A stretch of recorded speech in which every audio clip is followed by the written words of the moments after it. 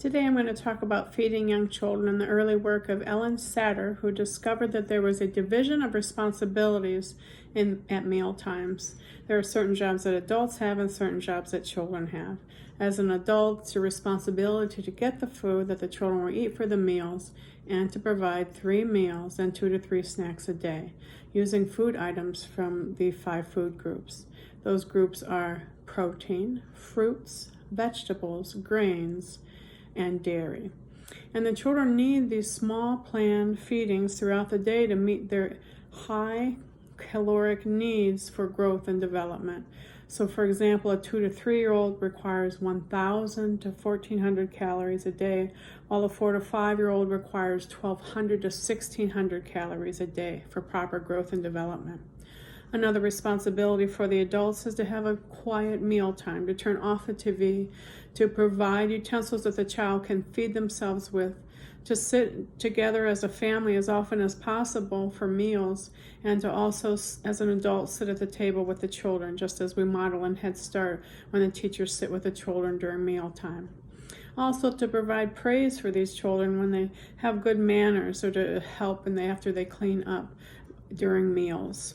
So for the children, they can come to the table and eat nothing if they want, which if this happens, just let them go. Don't force them, don't bribe them, don't use food ever as a reward or a punishment, just let them go. Something that you might want to think about though is the amount of liquids that they may have consumed throughout the day. For some children, they drink a lot of juice or milk and sippy cups throughout the day. What's happening is their stomach is small and the space is small, so sometimes the liquids are filling up the space for the food, so that's why they're not hungry.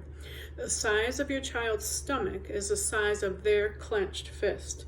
So do that with your child and realize what a small space that is where we're trying to get food and liquid into. The American Academy of Pediatrics recommends 6 ounces of juice per day, and the milk requirement is 2 cups of milk per day. So for children, they may come and eat a lot of one food, refuse something of another food. They're allowed to ask for more portions, so it's a good idea to start with smaller portions.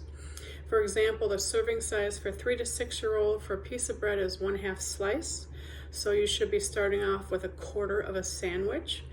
Some people may start with a half or a whole sandwich. For some children, a whole sandwich will be very overwhelming and they may not eat it all. And for some, they're going to eat those larger portions because they want to please you. They want to make you happy. So we need to watch when we're giving such large portions, because some children may eat those, which may result in unwanted weight gain if they're not getting enough exercise.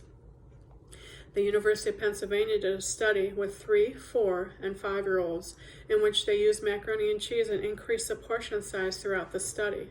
The 3-year-olds never changed their intake. They just consumed that regular first portion that is stopped when they felt full, while the 4 and 5-year-olds, who are much more aware of what adults want you to do, and adults get very happy when we eat all their food, they ate those larger portions. As the portions increased, they kept eating more food.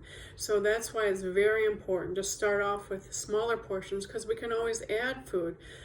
So we want to make sure that we're at least aware of the right portion sizes, because if kids continue to eat such large portion sizes, they're going to get used to that, and if they don't get enough adequate exercise, it may result in weight gain.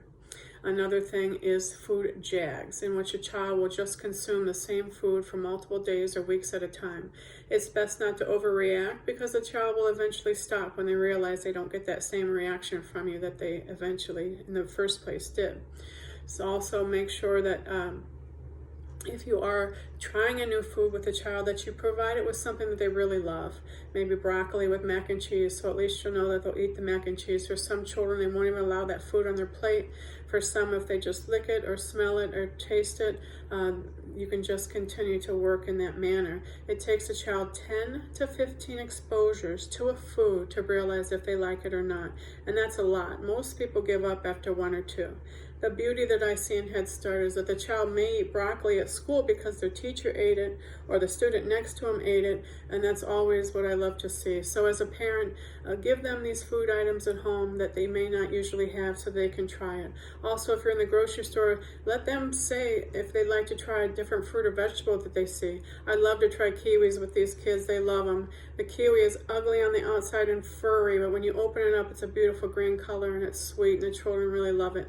So try a new fruit or vegetable if you're at the grocery store. Let them have a say in the meals, and that may cause them to be more interested in what you're eating and what you're providing. Always provide a positive attitude with food and healthy fruits and vegetables, and be a great role model yourself. Thank you.